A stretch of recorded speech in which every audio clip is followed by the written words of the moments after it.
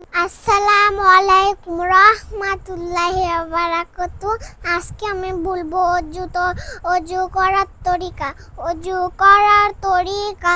অজুতে নিয়াত করা সুন্নাত, বিসমিল্লাহ পড়া সুন্নাত, দোনো হাতের কবজি সহ তিনবার ধোয়া সুন্নাত, তিনবার মিসা করা সুন্নাত, তিনবার কুলি করা সুন্নাত, তিনবার নাকে পানি দেওয়া সুন্নাত, সমস্ত মুখ তিনবার ধোয়া সুন্নাত, ডান হাতের কনি সহ তিনবার ধোয়া সুন্নাত, বাম হাতের কনি সহ তিনবার ধোয়া সুন্নাত, দোনো হাতের আঙ্গুলি খিলাল করা সুন্নাত, সমস্ত মাথা একবার মাসা করা সুন্নাত, কান মাসা করা সুন্নাত, গর্দান মাসা করা মুস্তাহাব, ডান পায়ে টাকনু সহ তিনবার ধোয়া সুন্নাত, বাম পায়ে টাকনু সহ তিনবার ধোয়া সুন্নাত, দোনো পায়ের আঙ্গুলি খিলাল করা সুন্নাত।